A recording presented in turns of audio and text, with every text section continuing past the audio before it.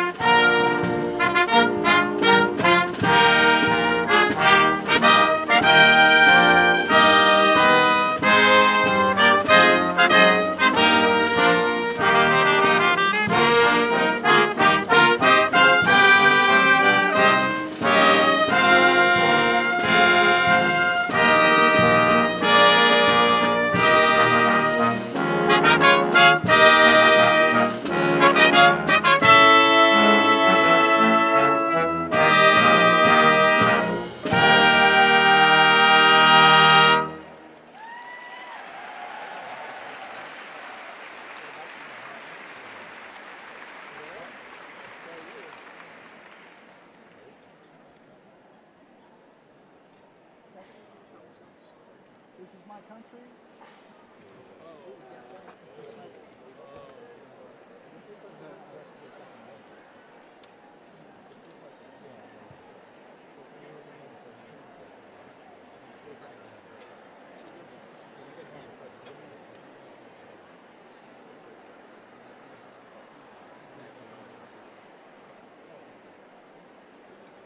Right? This is the last one before our little break.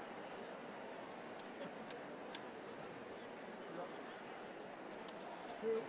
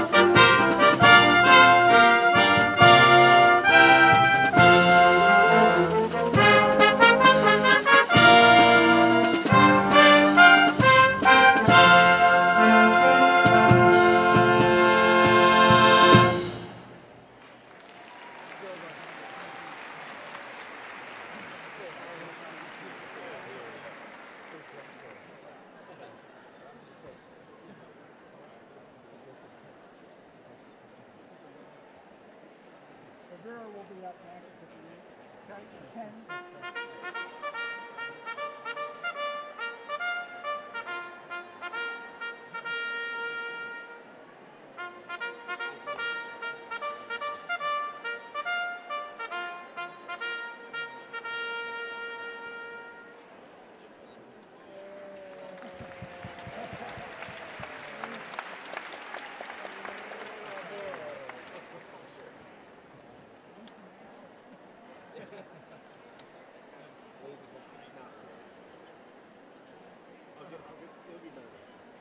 When I'm even more exhausted.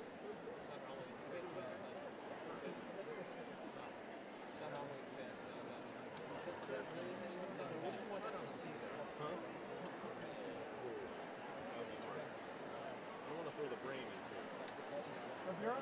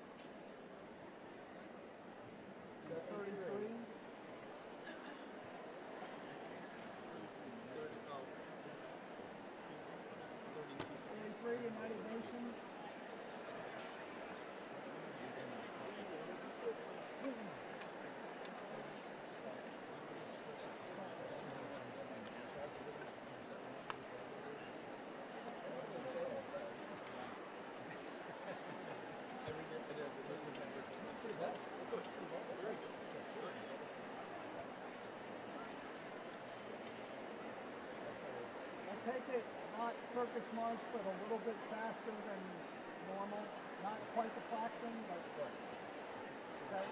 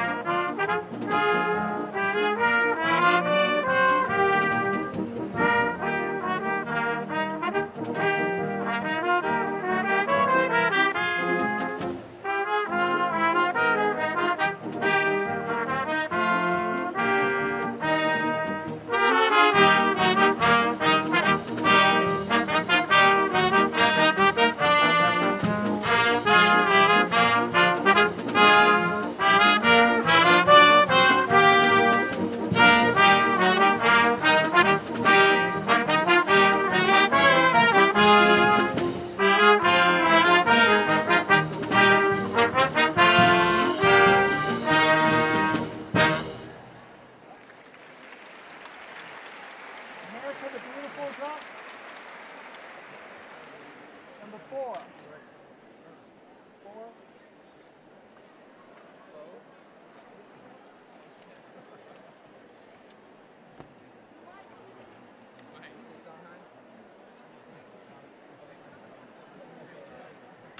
No, this is not the Baker one. Not the main. Not the Baker one. Really whirly. Not the Baker. Whirly. Is it really whirly? Alright, here we go.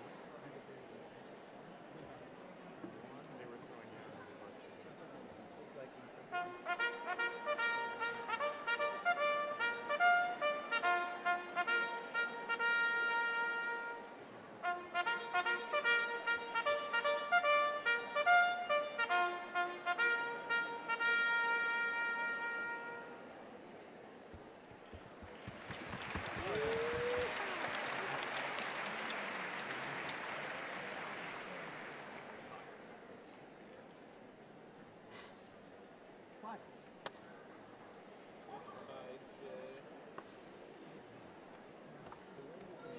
Alright, what happens here? Yeah, we play that both times. The first time through bottom. Yeah. The horns. 14. You good?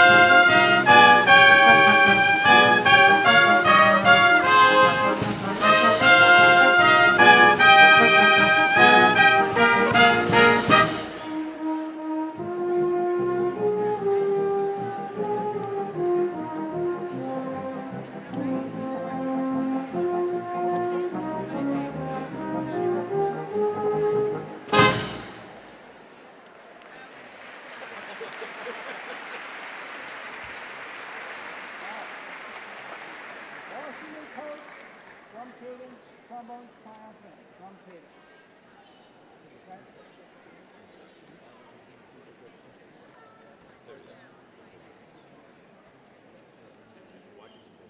Washington Post first. Okay? No. Yeah. Yeah, it's just like this. We're up, pitch up, right, pitch up. Yep. There you go. No. Washington Post. Washington Post. There you go. Okay? There you go.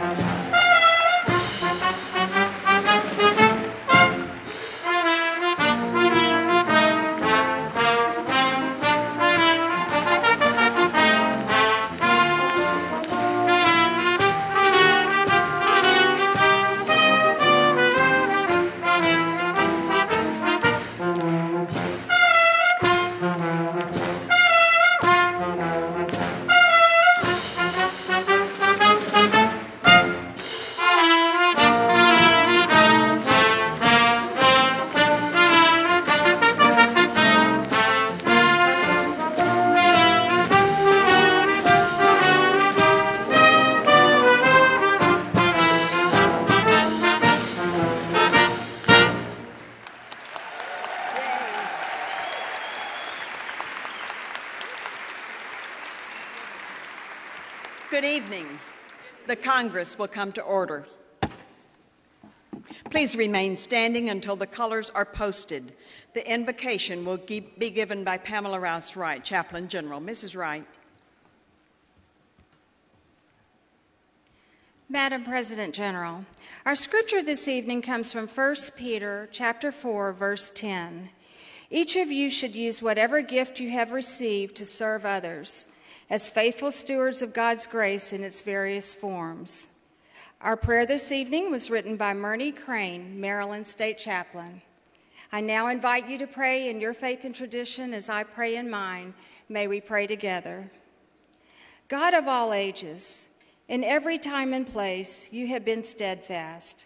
Your faithfulness endures from generation to generation. We praise you for the leadership of strong women and men whom have been directed by your wisdom through the years. We celebrate their accomplishments, which have illuminated the patriotic hearts of our citizens, the sacrifices of our veterans and of those serving our country, and the history of our nation through the preservation of stories and objects for future generations. We give thanks in particular for the dedication of the women forming our society and for the friendships that develop as a result. Make this evening serve to remind us of our heritage, our commitment to service, and our strength as daughters united in your name. Lead us in your paths, steady us in your love, and teach us your boldness. Accept our renewed pledge to serve our generation, acknowledging you in all our ways. Amen.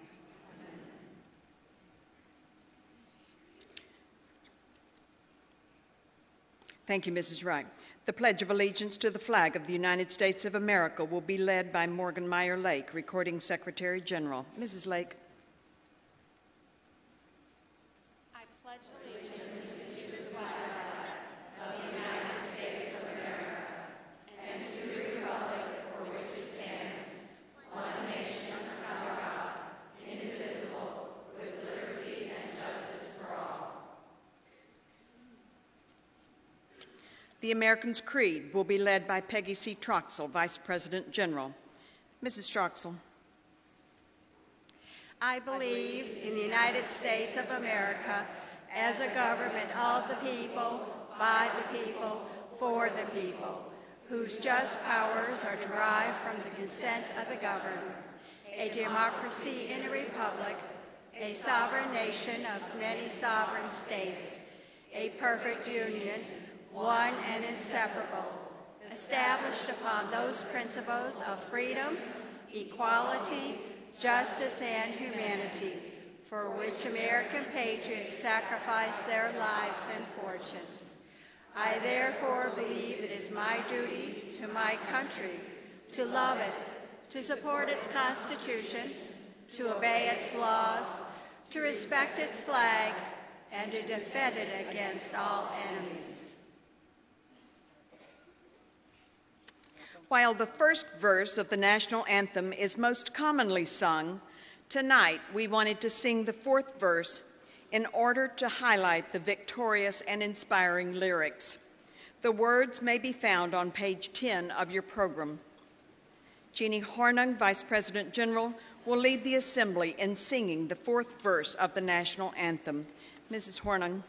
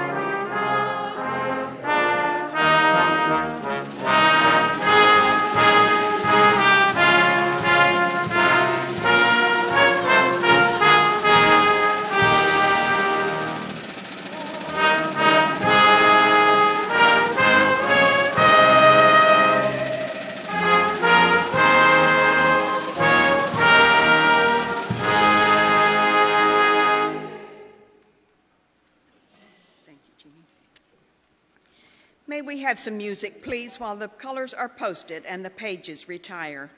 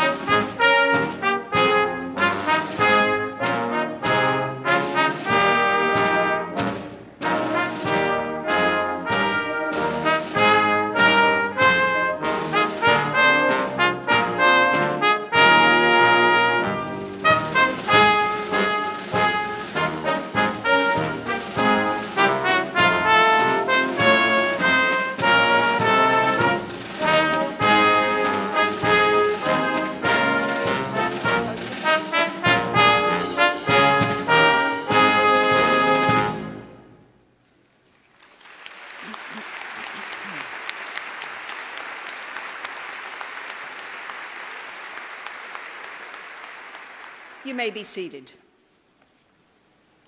We are delighted to have the United States Air Force Band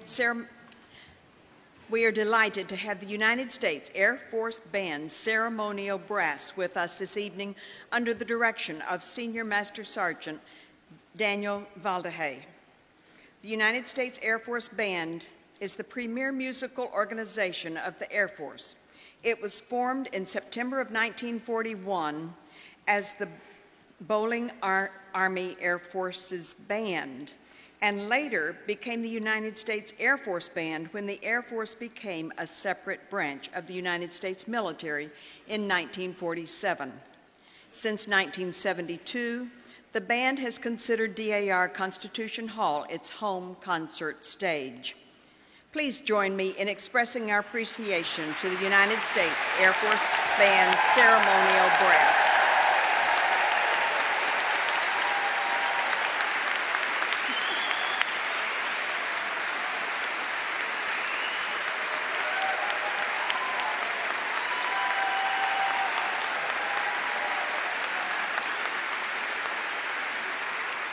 As the Air Force Band retires from the stage, please turn your attention to the screen to enjoy some of these images from last year's Congress.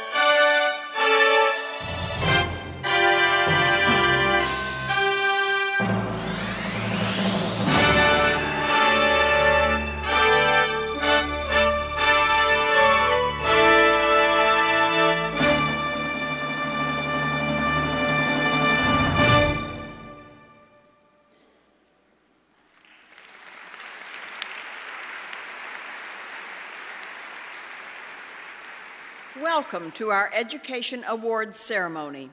I hope you find tonight meaningful as we recognize outstanding achievements in American history, citizenship, and scholarship. As we gather to celebrate the importance of teaching citizens, young and old, about American history, as well as preserving the uniquely American sites that are vital to our national heritage, we are pleased to welcome special guests who are joining us this evening.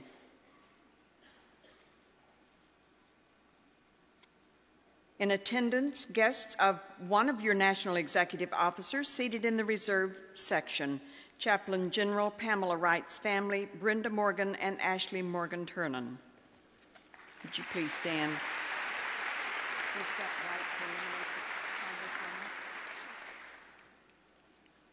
As this officer has traveled throughout the United States, she has enjoyed hearing some of the state essay contest winners.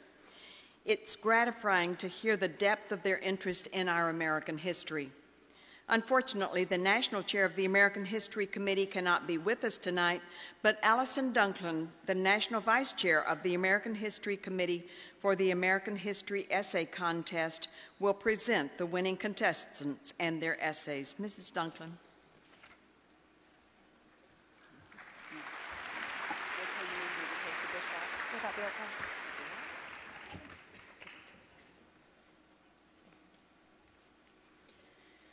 Madam President General, promoting education is one of the missions of our society.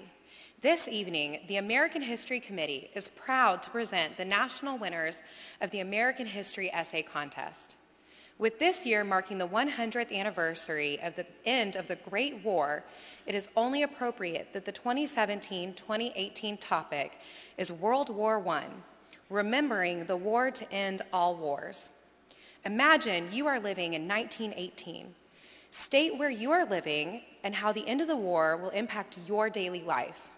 Discuss the pros and cons of the changes this war introduced to society and how you imagine those changes will impact the United States in years to come. With all of the wonderful essay entries this year, our judges had a tough job ahead of them. Our first national judge was Oregon native Dr. Margaret Zarabi. Margaret graduated at the top of her class from Pacific College in California while playing soccer all 4 years. She is now a mother to 3 young boys and is still passionate about dentistry. Our second judge, Dr. Tommy Stringer, is a retired college professor from Navarro County College who continued his own academic career by writing numerous papers on local history and has authored 3 published books. Additionally, he has served on historic preservation committees and the Navarro County Chamber of Commerce Board of Directors. Our final judge, Jerry Patterson, was a U.S. Marine Vietnam veteran, Texas Senator, and Texas Land Commissioner. Commissioner Patterson's oldest son, Travis, is a lieutenant colonel in the Marines. Travis has served 5 tours of duty protecting our great nation as a Marine Cobra attack helicopter pilot. Currently, Travis is assigned to HMX-1, the Marine Helicopter Squadron in Quantico, Virginia, that flies President Trump. Not only did we have amazing judges this year, but we also have amazing American History Essay winners. Our first winner this evening is Brooklyn Fucilli. She just finished her 5th grade year at Carrollton Elementary School in Oak Creek, Wisconsin. Brooklyn is extremely kind-hearted and always looking for ways to help others. In addition to having a passion for science, human anatomy, and history, Brooklyn loves to read, write, and participate in her local theater. While she has performed in several plays, her favorite role was playing Dorothy in The Wizard of Oz. This Girl Scout also loves singing, riding her bike, and walking her dogs, Belle and Jordy. She is sincerely grateful to her 5th grade teacher, Miss Posada, for recognizing her writing talents and encouraging her to enter the American History Essay Contest. When Brooklyn grows up, she aspires to become a singer. She is sponsored by the Milwaukee chapter of Milwaukee, Wisconsin. Chapter Regent Brenda Majewski, State Regent Judy Mason is seated in the Wisconsin box. This active and ambitious 5th grade winner is joined this evening by her parents, Nicholas and Rochelle Fucilli, her brother Rocco, and grandparents Kim and Clark Weisflow, and Joyce and James Fucilli. Please join me in welcoming Brooklyn and her family.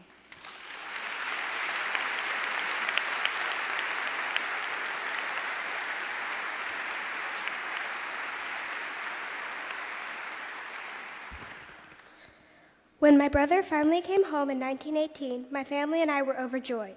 James was finally home and he was safe. Life was normal again. Even though I said my life was back to normal, it really wasn't.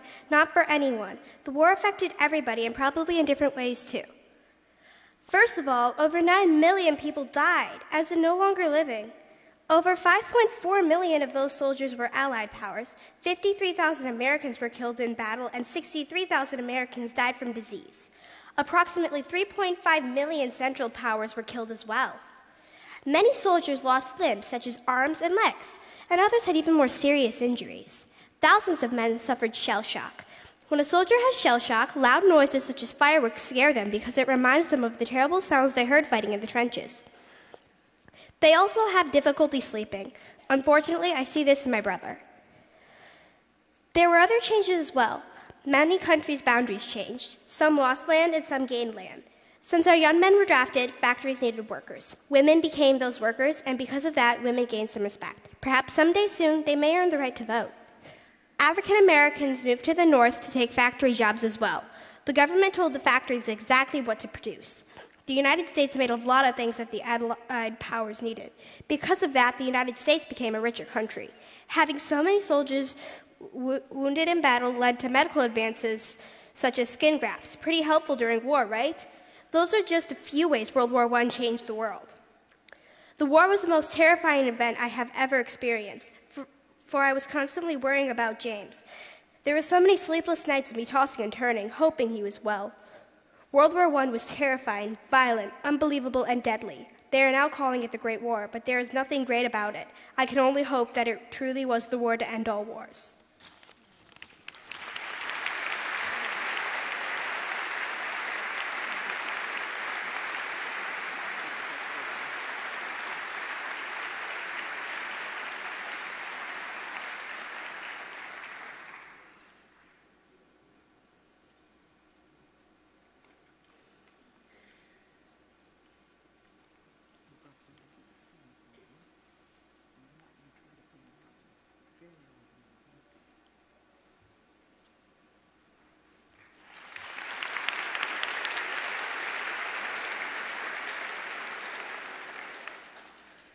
Our 6th grade winner, Cole Dubois, is a rising star at St. Richard's Episcopal School in Indianapolis, Indiana.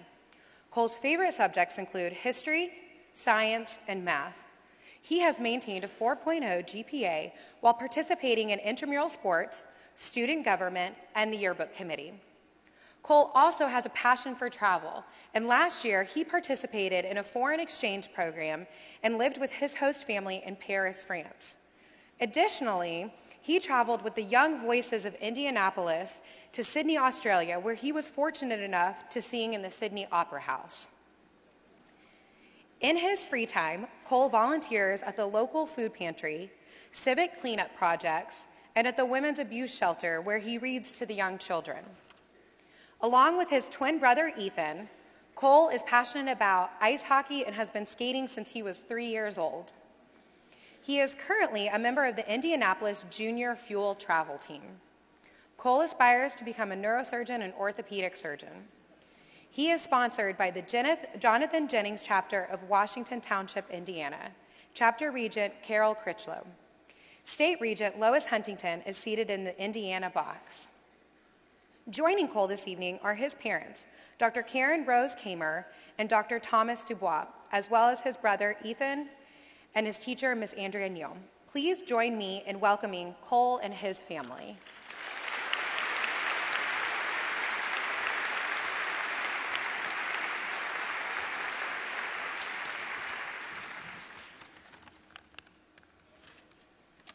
Hello, my name is Georges Dubois. I was born in 1891. I'm not sure what the date is, but I believe it is 1918. The armistice was signed earlier this month.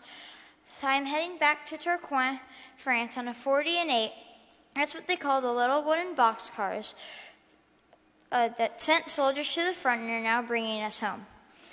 The boxcars can fit 40 people or 8 horses. I think there are more than 40 soldiers in this car with me. This train must have over 100 of those boxcars attached to 2 very large engines. I cannot wait to see my family, especially my fiancé, who I hope to marry. It has been almost 4 years since I have seen any of them. I am told that after I left, they had to flee our house in town because of the German advancement. They have only now been able to reclaim our house. Sitting in this boxcar has caused me to reflect and plan for the future. I've seen things I never thought I would have seen, both good and bad. In the face of incredible destruction and death, I have witnessed unbelievable compassion and humanity. 2 years ago at Christmas, the boys and I were hunkered down in our cold, wet trenches when a Christmas hymn was heard from across the neutral zone. We responded in kind, and before we knew it, both sides were celebrating the birth of Christ in no man's land. That was very powerful to think that just hours before we were trying to kill each other, and then, there, for that brief moment in time, we were all Christian brothers united by a tiny baby born in a manger. I don't remember how it ended, but one by one we headed back to our trenches, a little lighter for the evening. And all the turmoil in our heads was relieved, if just for a few hours.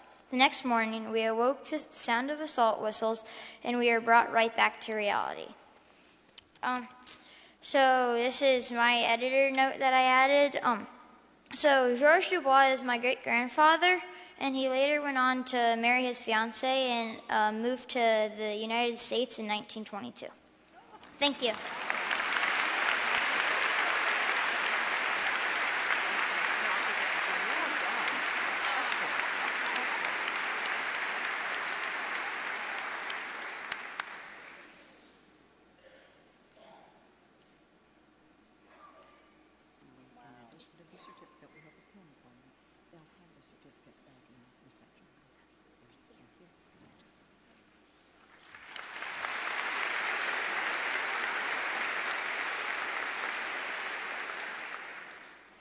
Our 7th grade winner is Dylan Lozano Lamelli. Dylan was born and raised in Brownsville, Texas, where she is a member of the National Junior Honor Society, an active participant in varsity choir, volleyball, basketball, and book club. Additionally, Dylan is a science fair state competitor, history fair state competitor, and an active member of her Destination Imagination team, which is a leading educational nonprofit organization dedicated to teaching students the skills needed to succeed in their school, careers, and beyond. Dylan's team recently advanced to the Global Finals competition in Knoxville, Tennessee. Dylan's other accomplishments include Duke Scholar, All-Star Cast for One-Act Play, and Regional Choir member recognition. In her spare time, she enjoys spending time with her family, reading, and watching TV. Dylan plans to pursue her passion for science by attending Stanford University to earn a doctorate in biology and then applying that to becoming a conservation biologist. Additionally, Dylan hopes to run this glorious nation as President of the United States.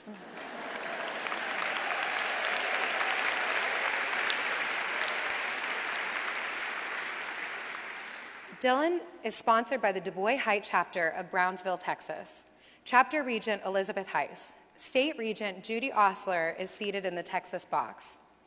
Joining her this evening are her mothers, Jeanette Lozano, Sherry Lamelli, her sister, Andy Lozano Lamelli, her brother, Jackson Lozano Lamelli, as well as Hector Alvarez, Dr. Sylvia Sanchez, Maya Ward, and Sylvie Ward. Please join me in welcoming Dylan and her family.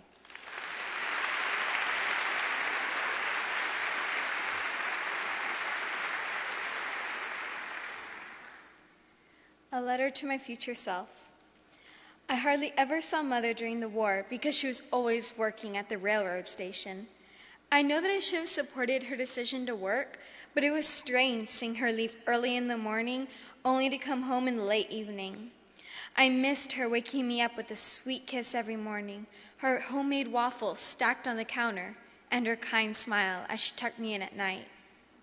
But at the same time, I was proud of her. I was proud of her for being so brave as to go out and achieve her dreams. She actually worked side by side with men. But she lost this job just a few days ago.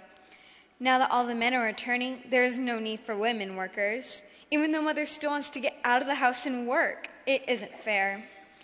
When I grow up, I think I might want to be a doctor or maybe run my own business. There are so many possibilities that I didn't even think about before. Mother is also talking about women being able to vote.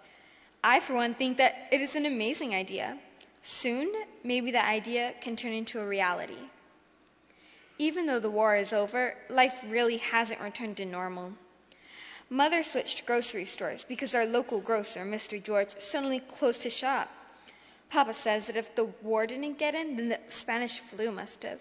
I believe it. Sandy Walkman, and a girl in my class, got it, and we haven't seen her since she left school early with the fever. Even though she was always talking and looking over my shoulder to find the answers to the test, I'm getting worried about her. But now we are living a new life, a better life, a life without morning lectures on the barbaric ways of the Austro-Hungarians, a life free of red and blue posters advertising this cruel and savage war. All we can do is learn from the past so that we never have to go through such a terrible war again. Sincerely, Miranda Goldberg, your past self.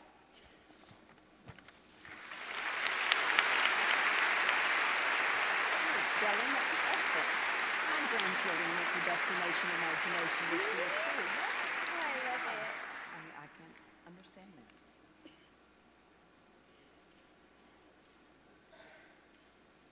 So, congratulations. We'll have that in the reception room. Thank you.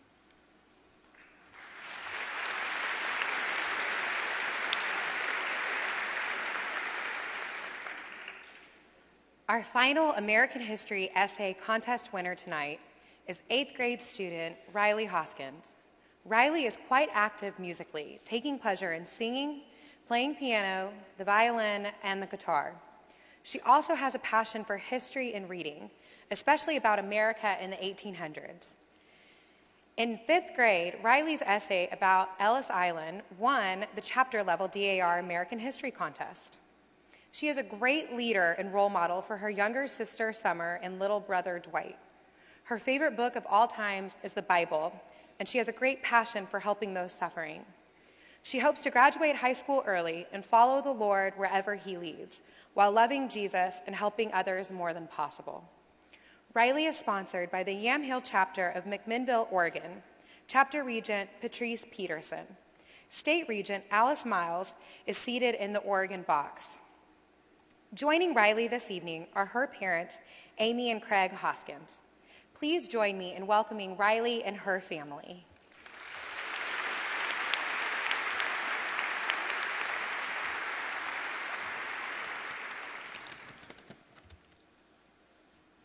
I sat on a rock beside the creek that ran through the valley behind our house. Dusk had fallen on a day in November 1918, and since I'd completed my chores and homework, I had a few minutes to myself before bed. As I watched the stream water swirl around green grass in the dimming light, tears of gratefulness filled my eyes. "Thank you, Father, for ending the Great War," I whispered, the words straight from my heart. We just found out a few days ago about Germany signing an armistice with the Allies, making November 11th the official end date of the war. What a celebration! For the time my family and I were in town, we were surrounded by people marching the streets of Newburgh, Oregon, some waving bright American flags and others noisily banging tin pans. Mama, Papa, and we children joined in, though we had nothing in our possession but the gleeful smiles on our faces. I loved seeing everyone so happy after that terrible time our world was at war. That war. The remembrance sent shivers through me, and I pulled my shawl closer around me as if to ward off a bit of the chilling terror and sadness at the thought. Over 16 million lives had been lost, and knowing it is more than likely that many of those poor people that died didn't know Jesus yet, hadn't yet felt the truth in to live as Christ and to die as gain, which is Philippians 1:21, well, it breaks my heart. I then switched my thoughts away from the heartaches of the Great War to how it has and will affect the people of the United States. Sure, it started out as a European war, but we joined in with the Allies for the last 19 months. What changes did this war introduce to my country? My brow furrowed as my mind went to work.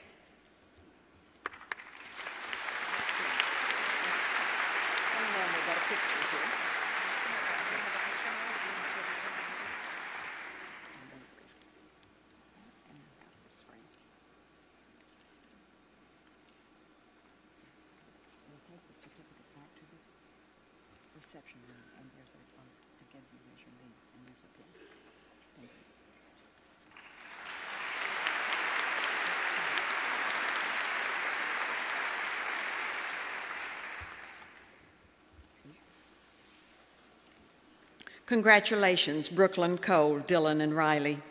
Thank you for your excellent essays and for presenting portions of them to us tonight. And thank you, Allie. Each year, the DAR Good Citizens Committee is privileged to recognize those outstanding high school seniors who exemplify characteristics of dependability, service, leadership, and patriotism upon which most of our programs are founded.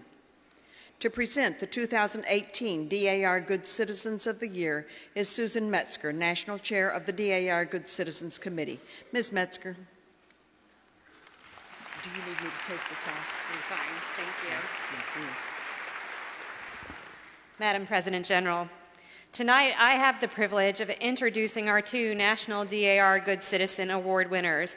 These students will follow a legacy of more than 80 years when the committee was created by resolution in the 1934 Continental Congress. I'm now proud to introduce Sarah Bryant of Nashville, Tennessee. As a student at Brentwood Academy, Sarah earned a cumulative weighted grade point average of 4.55 and completed multiple advanced placement courses. She plans to attend Georgetown University School of Foreign Service this fall to study international politics. I am sure that Brentwood Academy is sad to see Sarah graduate, as she was a well-rounded contributor to so many aspects of the school, from cross-country, the student leadership team, youth legislature, and the editor-in-chief of the school's literary magazine. Sarah is highly active in her community, volunteering her time at the Preston Taylor Public Housing area and at the Nashville Food Project, a nonprofit whose mission is to bring people together to grow, cook, and share nourishing food. Lovely, gracious, and talented beyond measure is how the Director of College Counseling describes Sarah. She goes on to compare her to Supergirl, making a, quote, myriad of unbelievable talents with her deeply humble outer shell. She's joined tonight by her parents, Jeff and Denise Bryant, and Sarah is sponsored by the Travelers Rest Chapter, Edwina Denning, Regent. Seated in the Tennessee box is Charlotte Reynolds, State Regent. Madam President General, I present to you the National DAR Good Citizen, Sarah Bryant.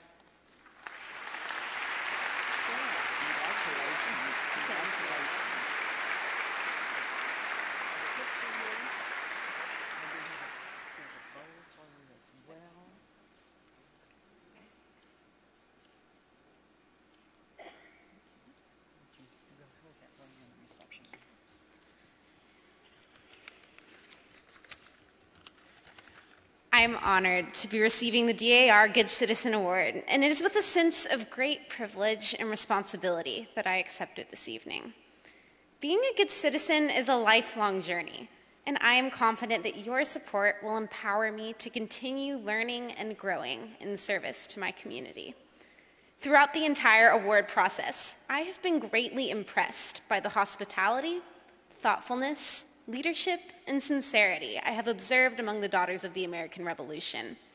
In particular, I'd like to thank the Travelers Rest Chapter Good Citizens Chair, Donna Noonan, for the time and energy she has invested to encourage and advocate for me over the past several months. I'd also like to thank the Tennessee DAR State Regent, Charlotte Reynolds, Tennessee Good Citizens Chair, Ellen Jordan, and the National Good Citizens Chair, Susan Metzger, for their helpfulness and steadfast support. And of course, Thank you to my college counselors, Ms. Shelley Miller and Ms. Courtney Jones, who nominated me as my school's good citizen, and my parents, Jeff and Denise Bryant, whose love, guidance, and example have molded my values and abilities. In his book, What Unites Us, esteemed journalist Dan Rather reflects on the nature of citizenship, saying, "We are a nation not only of dreamers, but also of fixers. We have looked at our land and people and said, time and time again, this is not good enough. We can be better." I believe that a good citizen uses the qualities of dependability, leadership, service, and patriotism as tools of reconciliation in those places where we know that we must be better. And this continual process of recreation begins with the youngest generations, the dreamers and fixers who will be entrusted to carry on the legacy that our founding fathers began so many years ago. The DAR has recognized that democracy is rooted in civic activity, and I applaud your wide-reaching efforts to promote and preserve this crucial truth. Your respect for the past and investment in the future give me great hope as I move forward to serve my country in the years to come. Thank you again for this honor, and have a wonderful evening.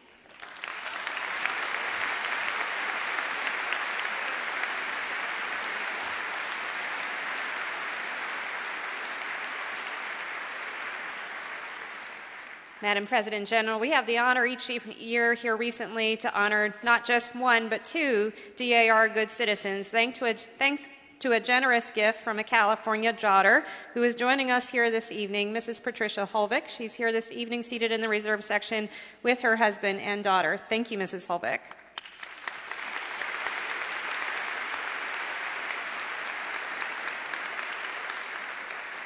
So I'm now pleased to introduce Ian McKnight of Davisville, West Virginia. Ian was an active student at Parkersburg South High School, engaged in activities such as speech and debate team, student council, the Spanish National Honor Society, the soccer team, and even the ukulele club.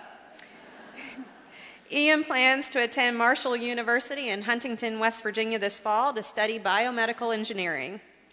Ian actively engages in service activities to make a difference in his community, including chairing an initiative to raise funds for a local girl recovering from brain cancer and helping to pack more than 2,000 meals for children in impoverished areas. In the words of his high school guidance counselor, Ian is the kind of kid teachers love to have in their classroom. He is kind, caring, polite, hardworking, courteous, and open-minded. Ian is also no stranger to the DAR education promotion activities, as he is the West Virginia state winner and second place national winner of the Christopher Columbus Essay Contest. He is joined this evening by his parents, Chris and Brenda McKnight. And Ian is sponsored by the James Wood chapter, Carolyn Kesterson, Regent, and she is seated in the West Virginia box with Mindy Davis, State Regent. Madam President General, I present to you the National DAR Good Citizen winner, Ian McKnight.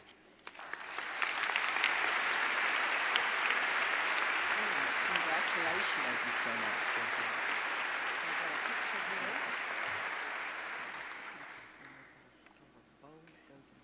If you'll take that edge, okay? That's okay. You got it? Okay. Awesome. We'll put that in the reception room. Would you like to face your way? Yes, please.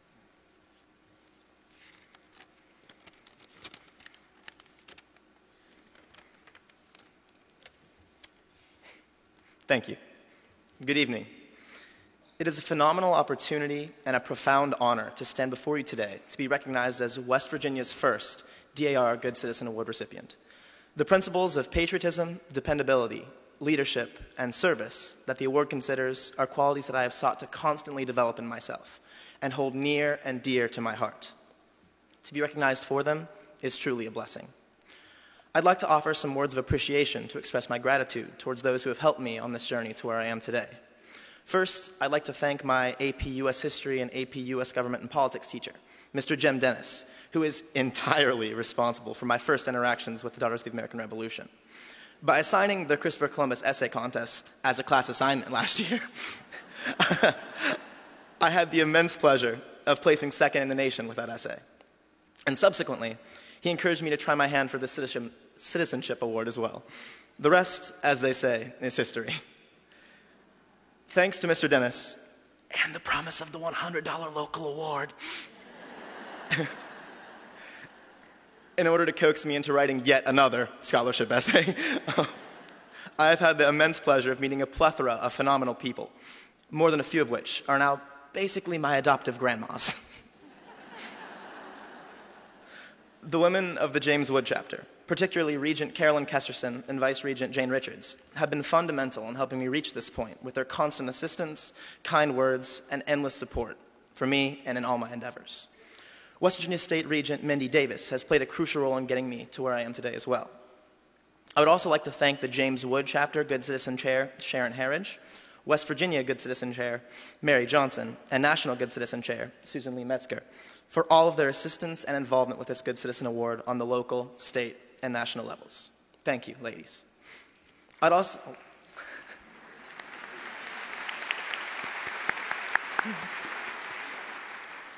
I'd also like to thank my parents, Chris and Brenna McKnight, for being with me every step of the way and for being never-ending founts of love and support. Mom, Dad, you guys are my rock, and I love you so much.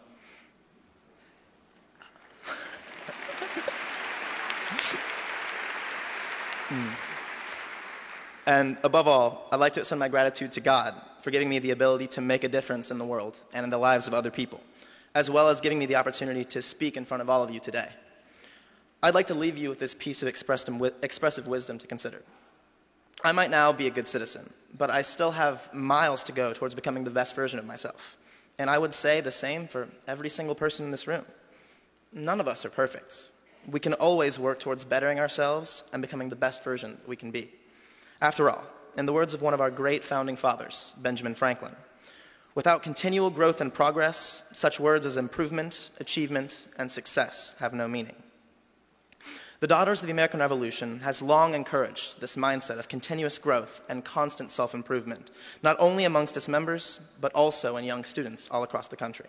Thank you, all of you, for helping me to improve myself and for assisting countless others on their own journeys towards becoming the best versions of themselves. Thank you again, and have a wonderful evening. Thank you. Thank you so much.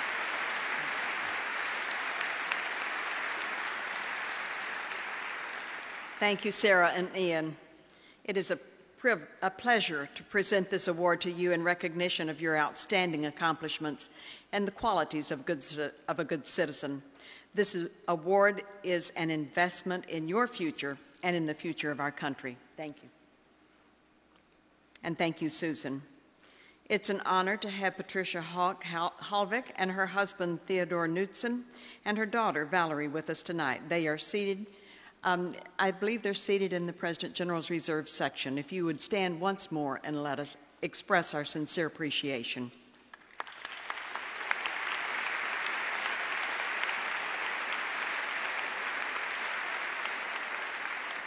Mrs. Halvik's significant contribution created the Patricia Hawk Halvik DAR Good Citizens Fund, which expanded the Good Citizens Award to honor two students.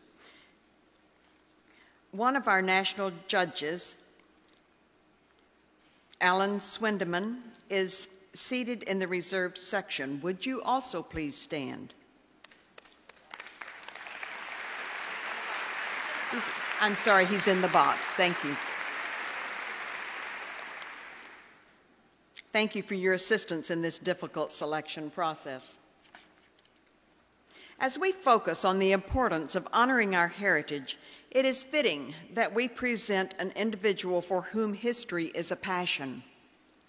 To introduce the national winner of the Dr. Arlie Pittenger and James Hobbs Pittenger American History Scholarship is the National Chair of the DAR Scholarship Committee, Laura Kessler. Mrs. Kessler. You need me to take this off? Yes, please. Yeah, thank you. Madam President General, the Dr. Aura Lee A. and James Hobbs Pittenger American History Scholarship is awarded to a graduating high school senior who will pursue an undergraduate degree with a concentrated study in American history and American government. This $2,000 Renewable Scholarship Award is intended to promote the study of our country's history among our finest students. This year's award recipient is Sophia Marcola of Quincy, Illinois.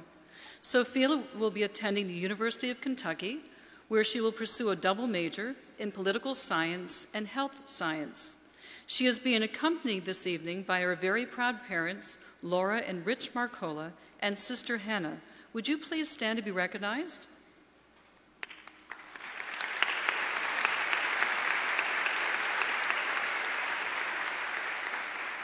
Appreciation and thanks go to Gloria Flatham, State Regent of Illinois, and the Illinois Daughters for their generous gift of finance and time in helping to bring the 2018 award recipient to Continental Congress. Would State Vice Regent Lola DeGroff please stand to be recognized?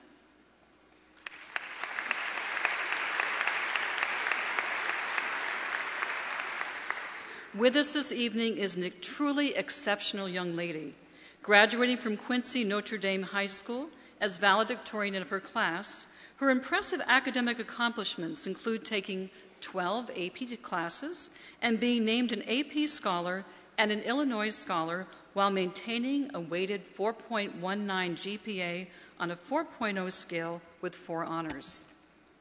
A 2018 YWCA Future Woman of Achievement Award recipient, Sophia has held many leadership positions and has excelled in academics, athletics, clubs, and volunteer activities both at her school and in her community. Lindsay Hess, Executive Director of the Miss Quincy Scholarship Program, says of Sophia, "She is exceptionally gifted and a natural-born leader.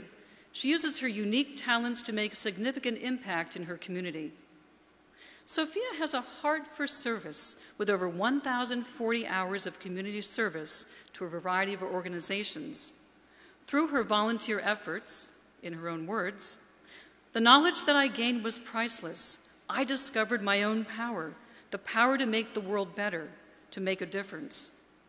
One of the many organizations where she made that difference is Honor Flight.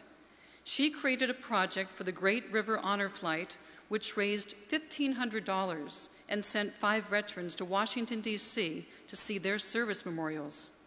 Sophia was awarded the Breakfast Optimist Youth Volunteer Award and was honored at the Governor's Mansion with the Illinois Governor's Volunteer Service Award. Sophia's path for her future has been shaped by her passions for volunteering and her interest in government.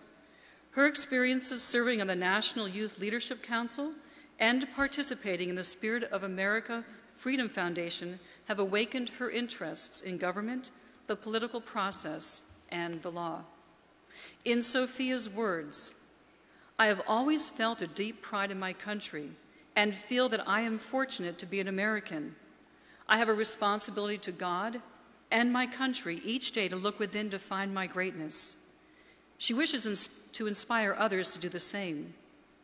In the words of one of Sophia's instructors, she has the intelligence, integrity, warm personality, and character to achieve whatever personal or professional achievements that are ahead of her. Through Sophia's volunteer activities and her interest in government, the political process, and the law, her aspirations are for a future where she will work to create legislation to improve lives of Americans through service, education, and health care. Madam President General, I proudly present to you Sophia Marcola, the 2018 Dr. Ora Lee A. and James Hobbs Pittenger American History Scholarship recipient.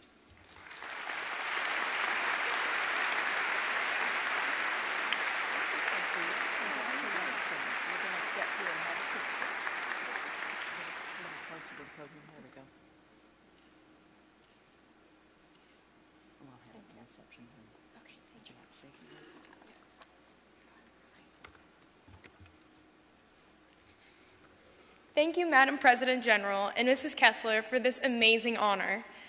People often ask where my love of history, our political process, and my desire to serve comes from. And this is what I tell them. It was a cool morning. I greeted the guests as they arrived, sharing a kind word or a good to see you as everyone found their seats. I was introduced to Patty that morning. She would be part of the program, though I wasn't sure of her role. She seemed nervous. We exchanged pleasantries, and she told me she was there for her husband, John. I resumed chatting with some of the other residents, some who I had met at bingo, others I had met through serving desserts at the holidays. As the program was about to begin, I was pulled aside and told Patty had requested my help. She asked that I carry the wreath that would be placed in honor of her husband, John, and the 95 other residents that had passed in the last year at the Veterans Home. You see, the weight of the wreath, the weight of the day, was a little too much for Patty. Arm in arm, we walked to the podium, Patty resting one hand on me and the other on the wreath. On this last Monday in May, we were there to honor the men and women who have served our great nation, to show respect for their service, and to recognize the sacrifices that they and their loved ones have made on behalf of this great country. I was honored that Patty had entrusted upon me this great honor in her time of need as we memorialized her husband for his service. We are fortunate to live in America, where we are afforded so many opportunities. Opportunities that were not free. They were founded on the service of those men and women who sacrificed for our freedoms. Like your ancestors, everyday heroes who came together, gave their blood, sweat, and tears to those individuals, some who they did not even know. These people have made a difference in the world. They've made it a better place to live. And these are the very people we associate with the word American. It is the attitude and action of these individuals that inspires us and allows us to take pride in our country. As I stand here today, having the privilege to be in our nation's capital, I find it is hard to be anything other than proud to be an American. The deep history and the reverence that is displayed to those men and women, those Americans who have fought and sacrificed for our country, in the many memorials, is heartwarming and emotional. We, as Americans, have taken the opportunity to honor those who have chosen to honor us with their service and leadership. You see the works of imperfect men and women who were being driven by perfect intent. We, as a nation, must realize that we cannot always look to others to make this great difference in our world. We must look deep within ourselves for our own greatness, for our own servant's heart, for we are the leaders of today as well as tomorrow. We are Americans who believe in the worth of the human race. We are Americans who believe in the responsibility of privilege. What we ask for ourselves, we are willing to grant to others. What we demand from others, we are willing to give of ourselves. Our creed is not alone. Live and let live, but live and help live.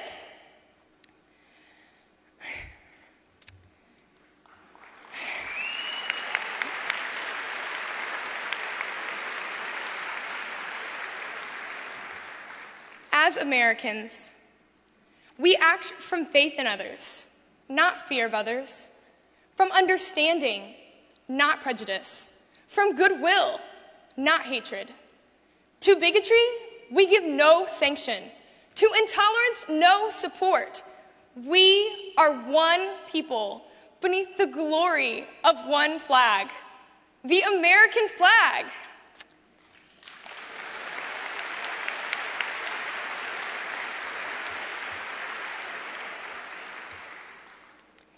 When my grandfather, my pop as I called him, passed away, I did not have the chance to tell him one last time how much I loved him. I decided to honor his memory by serving area veterans. I started out by volunteering at the Veterans Home at bingo. Sometimes I simply play cards or just listen to stories. I have served holiday meals, attended honor flight celebrations, and made bags for homeless veterans. It started as a way to pay it forward to my pop, but it has allowed me the honor to get to know some pretty special men and women. In America, we are the land of the free because of the brave. These brave men and women will never replace my pop, but they could be someone else's pop. And it's important to know that they're cared for and appreciated. Looking back, I find it ironic. I started out to serve area veterans.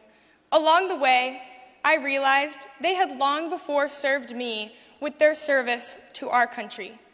Isn't it amazing how the world works? Be inspired to look within for your own greatness. Like the members of the Daughters of the American Revolution and those you represent, I too will make a difference in our world. I am honored to represent you as the 2018 History Scholar. I leave you with the words of John Quincy Adams, the 6th President of the United States and the man for whom my hometown was named, once said, "If your actions inspire others to dream more, learn more, do more, and become more, you are a leader." Thank you. Thank you.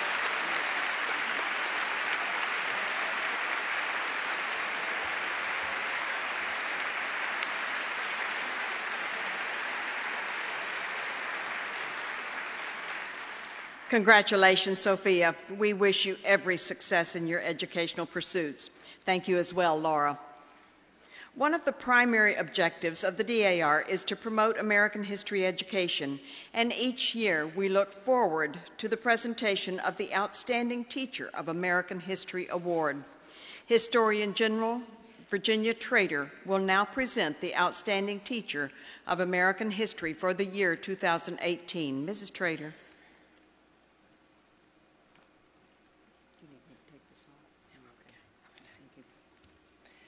Madam President General, it is my distinct honor to introduce the 2018 Outstanding Teacher of American History. Christopher Shedd holds a BA in a double major of History and Anthropology from Radford University, as well as a master's degree in Social Studies Education from the University of Virginia.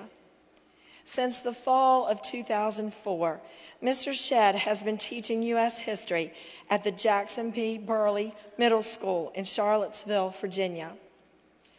Mr. Shedd says, and I quote, "If you walked into my classroom on any given day, you would see an enthusiastic teacher eager to share his passion for history with his students. You would notice me bringing history to life with stories, technology, and interactive lessons. Students would be relying on their individual strengths and creativity while improving their critical thinking and writing skills. You would see students doing real historical work to gain an understanding of the importance of studying history." Mr. Shedd uses many forms of technology to enhance the teaching of history, from the students not just learning about history, but to one in which the students act as historians. Students will Skype with guest speakers from around the country, create board games on European explorers, generate Minecraft models of Jamestown, and create podcasts on the colonial period. Recently, his students took a field trip to Monticello, where they created a 360 virtual tour of Jefferson's slave quarters. The students documented in writing and virtual reality the life of slaves on a Virginia farm in 1789. This project was then used by the historians at the house to help students in New York experience this trip. Mr. Shedd is sponsored by the Jack Jewett Chapter, Virginia State Society, Judith Sherber State Regent. Seated in the reserve section is Mr. Shedd's wife, Sarah, and his school principal, Mr. Jim Asher. Would you please rise so we may recognize you?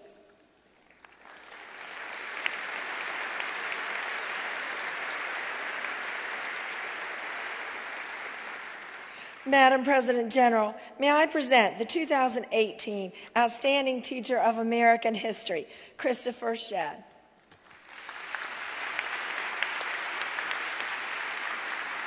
Thank you so much. Thank you so much. Let's get a picture here.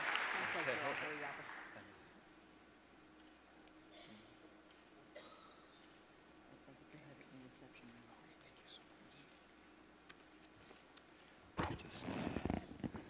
Thank you, Mrs. Trader. I developed a love of history in 7th grade. I took a British history class, and my teacher was named Mrs. Graham. She told me the most amazing stories about the British kings and queens. I was fascinated by the stories she told. She showed me that history is fun and exciting. When I started teaching 14 years ago, I decided that one of my goals would be to do for my students what Mrs. Graham did for me. So many students tell me at the beginning of the year that history has always been boring for them. From the first day of school, I set out to show them that they are wrong. History is not boring. History is interesting and exciting. History is important. Our young people need to understand the world they live in and participate as educated citizens. The skills that historians use serve students well in the workplace. I do many lessons where the students are the historians. They have to analyze primary sources to answer a burning question. They have to use critical thinking skills to decide what sources are most reliable. They have to form an opinion based on the evidence. They have to think. Businesses today want young people who are able to think critically and solve problems.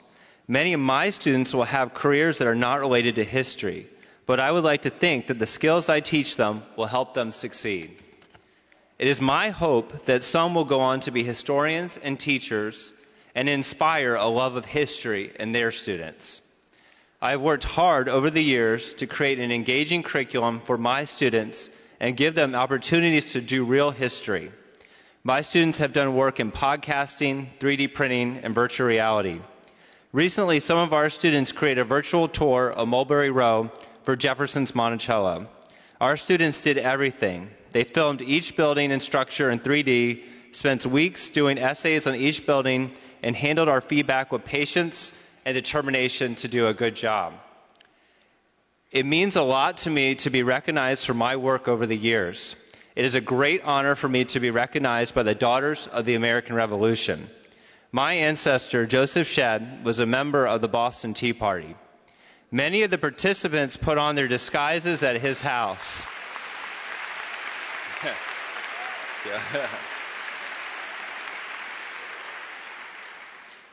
Many of the participants of the Boston Tea Party put on their disguises at the house of Joseph Shedd. He is now buried beside Sam Adams, who used to come over to his house to drink punch. I thought you liked that one. I want to thank the Daughters of the American Revolution for this award. I want to thank my principal, Jim Asher, and the Jack Jewett chapter for nominating me. Thank you to everyone at the local, state, and national level for your support and kindness. Finally, I would like to thank my wife, Sarah, who is here tonight, for reading my autobiography piece 1,000,000 times. It is unlikely that she will ever read it again. Her patience and brilliance makes me the best I can be. Thank you so much.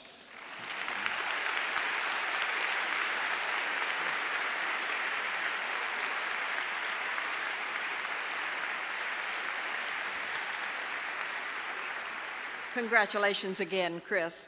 We wish you the very best and appreciate your focus on the future of your students by teaching the lessons of the past.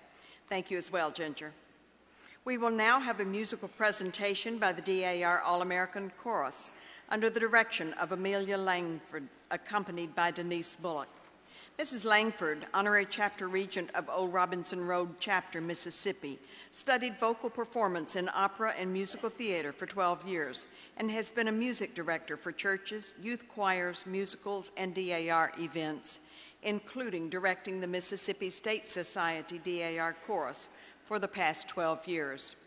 Mrs. Bullock, Kansas Society chaplain and a member of the Sagamore chapter, has studied piano since the age of 4 and began accompanying at age 12. She continues as a volunteer and contract musician in the Kansas City area. We welcome the DAR All-American Chorus, Mrs. Langford and Mrs. Bullock.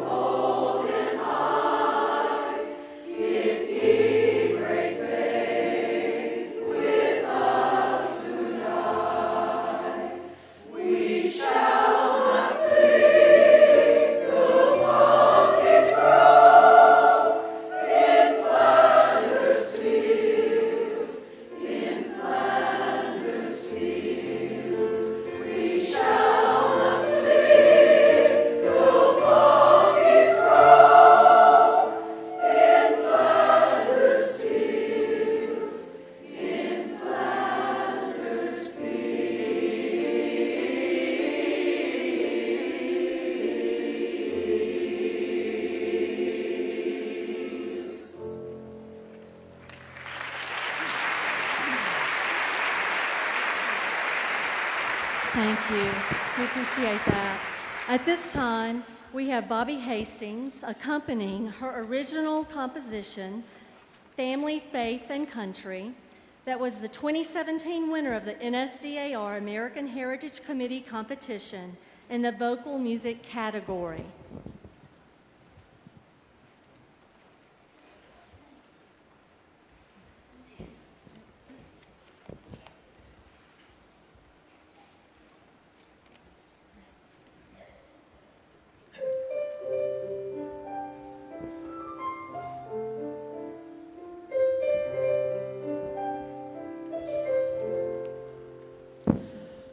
I remember well, Father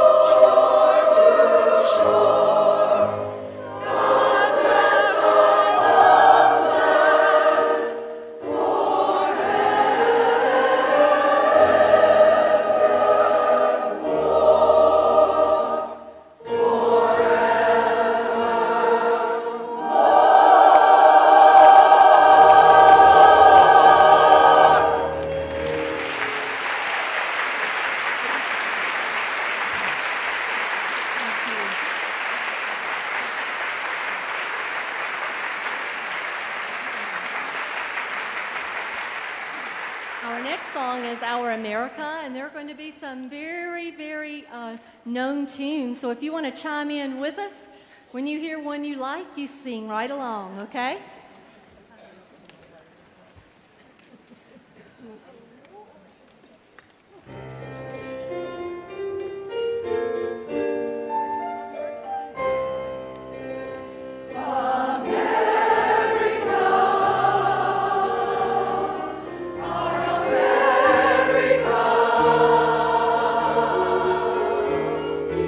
This land was made for you and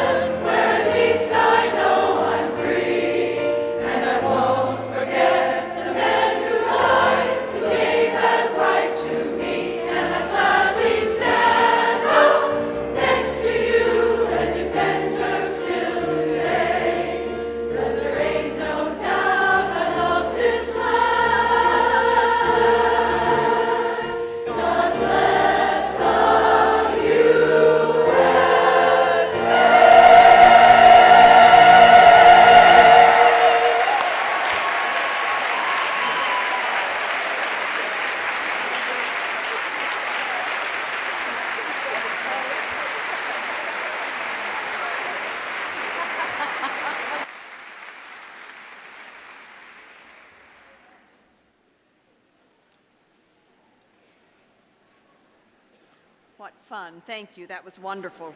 Thank you, daughters, for sharing your musical talents with us, and thank you, Amelia and Denise. Tonight, we pay tribute to the junior members who have achieved excellence in their service to God, home, and country. A junior is a DAR member who is 18 through 35 years of age. She holds full DAR membership and may serve as an officer and chair at the chapter, state, and national levels. More than 50,000 members of today's DAR joined as juniors, including this officer. The outstanding juniors we recognize tonight have been selected for their dedication to our society and to their communities. The resumes of many of the DAR junior members reflect high achievement levels in education, in their profession, in community service, and in recognition by their peers. Their accomplishments are ones only imagined by women a generation ago. The door of opportunity opened, and these members show what women can do. They represent the future of our national society. Thank you, juniors, for all you do during the year to strengthen our national society. We are honored by your membership, and we congratulate you. It is a pleasure to recognize you tonight and to express our sincere admiration for all of your accomplishments. Would all of those who joined as a DAR as a junior member please stand?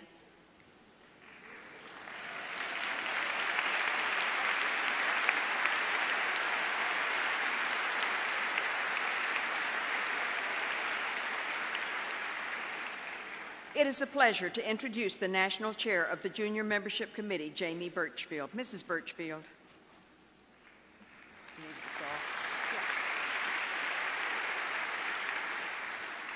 Thank you, Madam President General.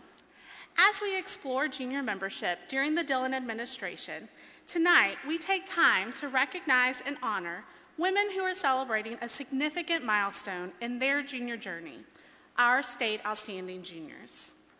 For more than 55 years, the Outstanding Junior Contest has recognized the service and achievements of our junior members to not only our society, but to their communities as well.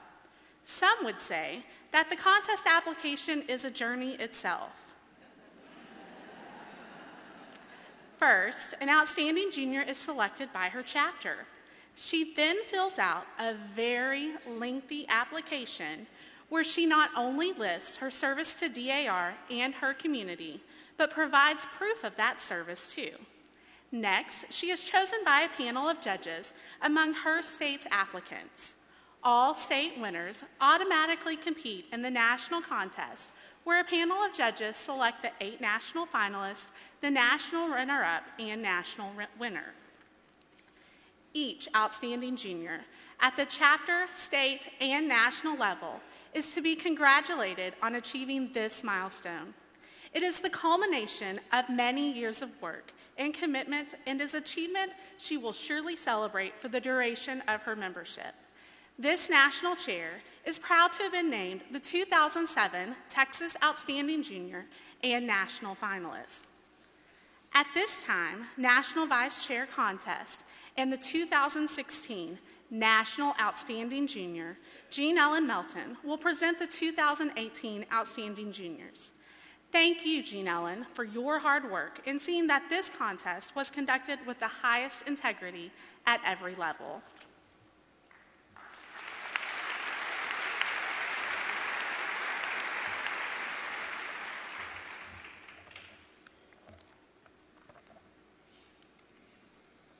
Madam President General, as our society moves forward in service to America, this evening we pause to recognize the future of our national society, our junior members.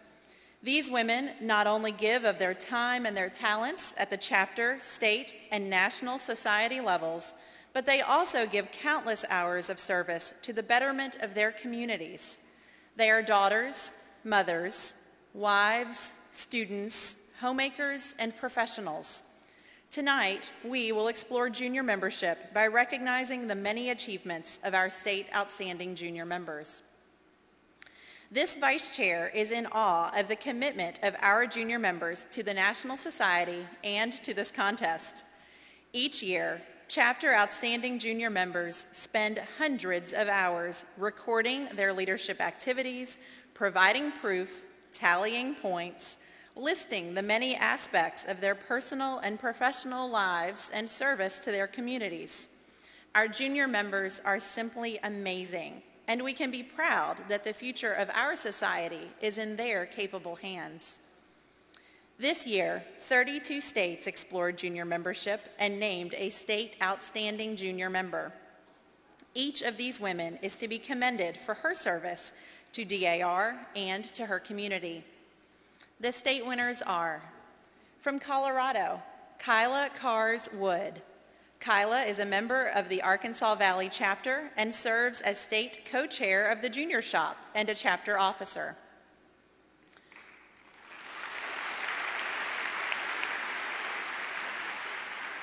From Florida, Marianne Essenwine. A member of the Pensacola chapter, Marianne has been a chapter regent and state officer. From Georgia, Rebecca Catherine Croft. Rebecca is a member of the Augusta chapter and serves as a division vice chair and president of the Junior Club.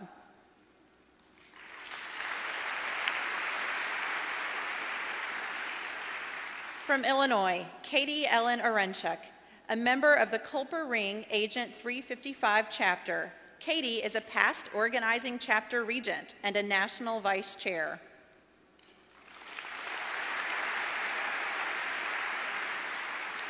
From Indiana, Addison Demarie. Addison is a member of the Eagle Creek chapter and has served as a chapter regent. From Kansas, Janae Walker Templeman. A member of the Captain Jesse Leavenworth chapter, Janae is a state chair and a chapter officer.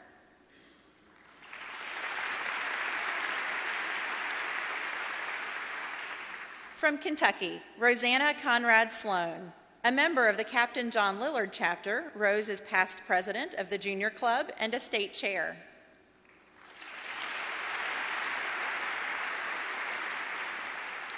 From Maryland, Amelia Catherine Brose. Amelia is a member of the Marlborough Town chapter and is a national vice chair and past chapter regent.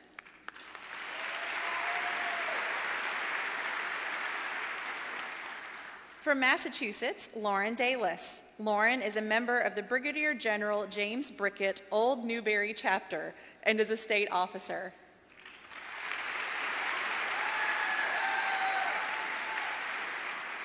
From Minnesota, Ruth Elizabeth Schreiber.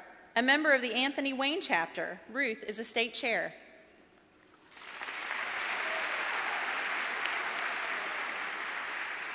From Missouri, Jennifer Nicole Huff. Jennifer is a member of the Noah Coleman chapter and is a chapter officer and state vice chair.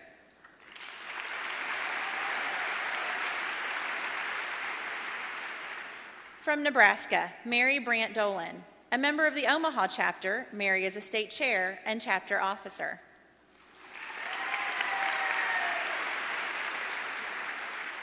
From New Hampshire, Erin Jackson. Erin is a member of the Molly Stark chapter and serves as division vice chair and chapter officer.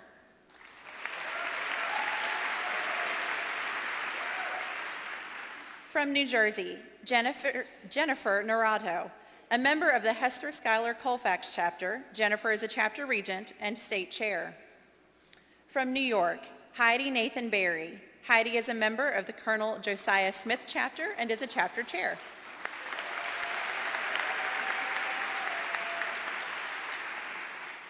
From North Carolina, Amanda Bowser Ellinger. A member of the Mecklenburg chapter, Amanda is a chapter regent and division vice chair.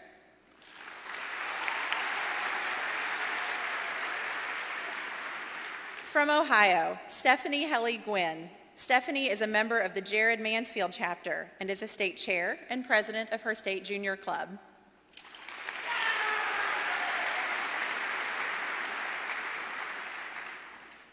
From Oklahoma, Christina Johnson. A member of the Captain Peter Ankeny chapter, Christina is a chapter officer and state chair.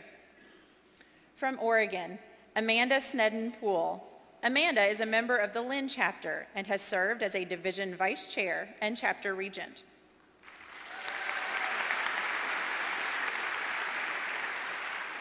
From South Carolina, Sarah Holzmeister, a member of the Rebecca Mott chapter. Sarah is a state vice chair and chapter officer.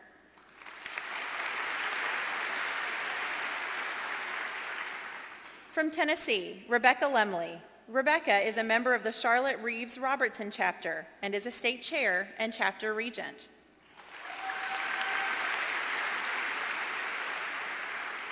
From Virginia, Brooke Purinton, a member of the John Alexander chapter. Brooke has served as a chapter regent.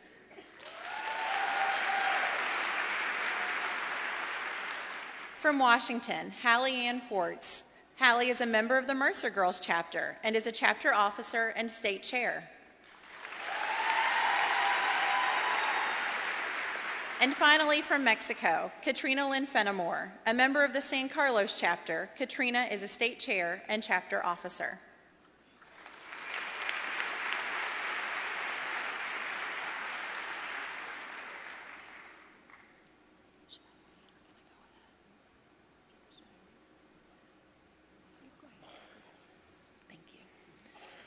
A panel of 3 judges reviewed each of the 32 applications to determine the 8 national finalists, national runner-up, and national winner. Our first judge was Catherine Swim. Catherine is a director and real estate counsel for the Ralph Lauren Corporation based in New York City. Our second judge was Chloe Knight-Tawney. Chloe is the Chief Innovation and Strategy Officer for the CDC Foundation based in Atlanta, Georgia. Our DAR judge was Honorary President General Lynn Forney Young. Mrs. Young is a past Texas Outstanding Junior member and has served as president of the Outstanding Junior Club. Our national finalists are indeed outstanding women. Our finalists, from which the national runner-up and national winner were selected by our judges, are from Arizona, Jessie Engstrom Wicks.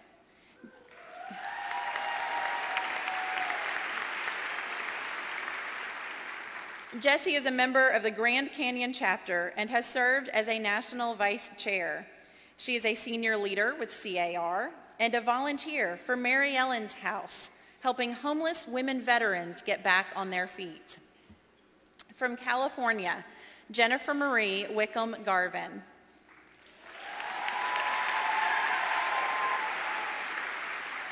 A member of the Clara Barton chapter, Jennifer has served as a national vice chair and chapter regent.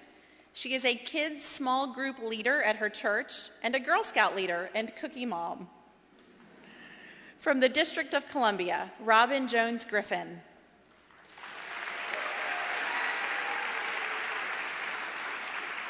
Robin is a member of the Judge Lynn chapter and has served as a division vice chair and chapter regent. She is an active member of the Junior League of Washington. From Iowa, Sarah Van Newell Steinke.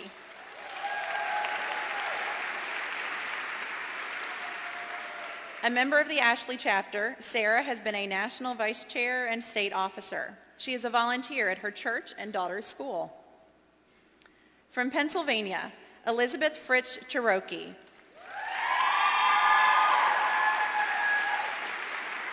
Liz is a member of the Robert Morris Quaker City chapter and has served as a division vice chair and her chapter's regent. She is an active volunteer with her local VFW and veterans support. From Rhode Island, Ann Lowe Harrigan.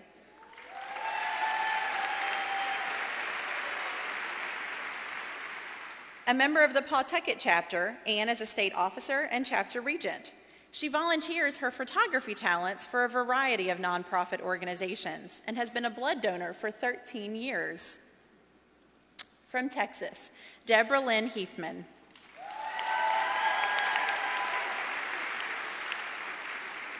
Deborah is a member of the Three Missions chapter and has served as chapter regent. She is an active volunteer with the Food Bank of Central Texas.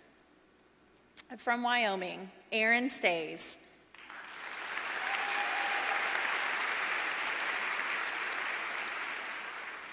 A member of the Jack Laramie chapter, Erin is a national vice chair and chapter regent.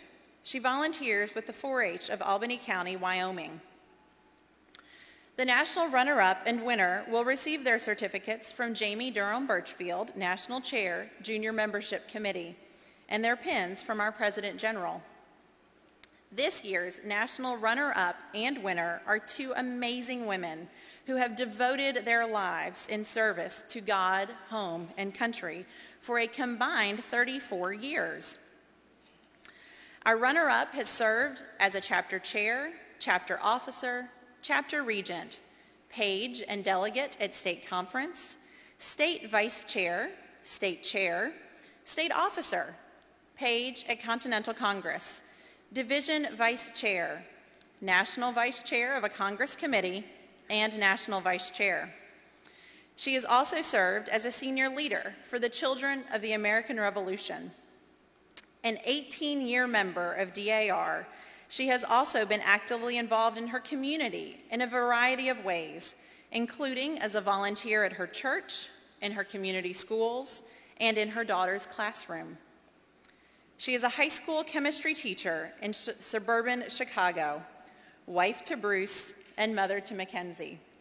Congratulations to our 2018 National Outstanding Junior Member runner-up, Sarah Van Newell Steinke of Iowa.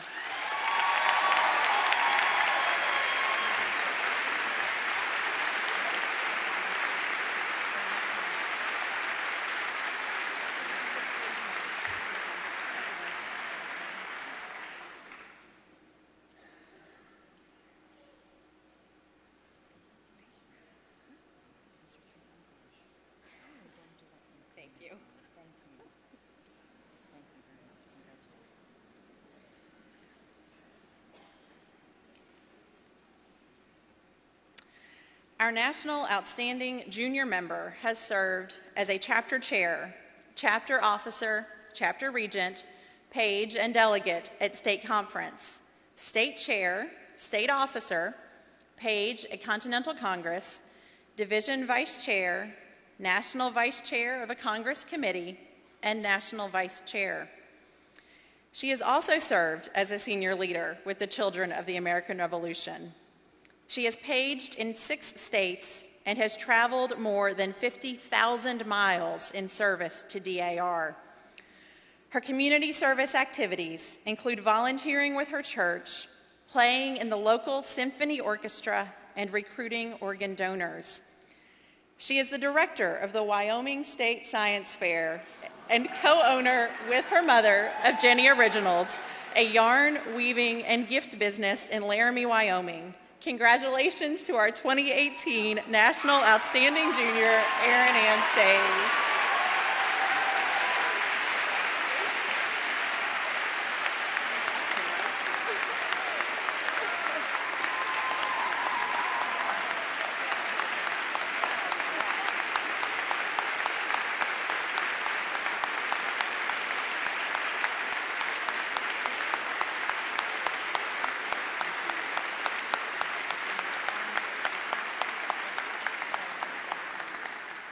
Erin's mother, Jenny, is seated with the DAR chorus this evening.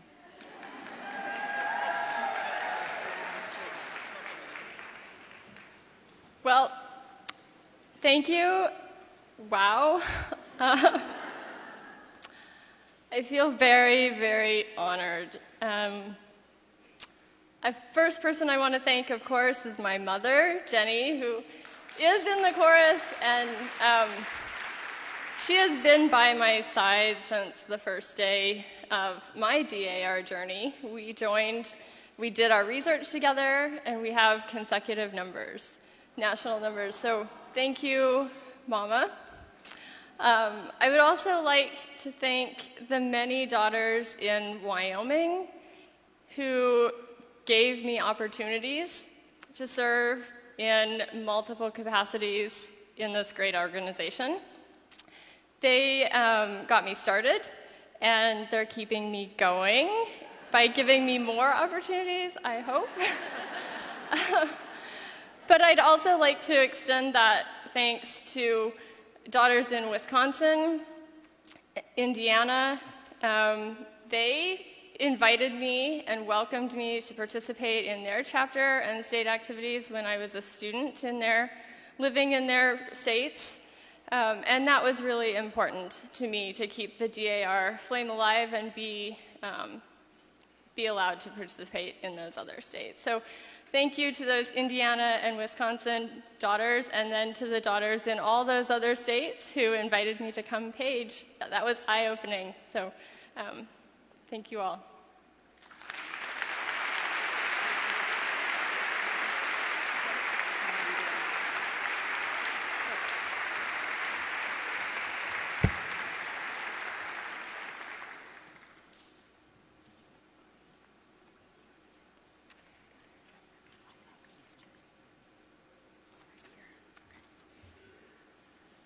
Congratulations, Sarah and Aaron. Recognizing these outstanding young women is always a highlight of Continental Congress. Congratulations to all of you, and thank you, Jamie and Jean Ellen. Please give your appreciation to Sarah and Aaron and all of the winners throughout the week as you see them. Thank you, juniors, for all you do to strengthen our national society. We are very, very proud of you.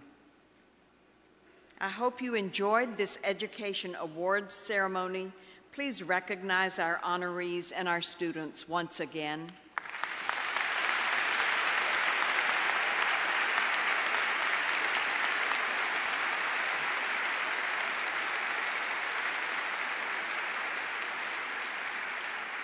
Join us back in Constitution Hall tomorrow morning to hear the reports of the state regents and for the nominations of the candidates for the office of Vice President General. May we have some music, please, for the retiring of the colors. Would you please stand?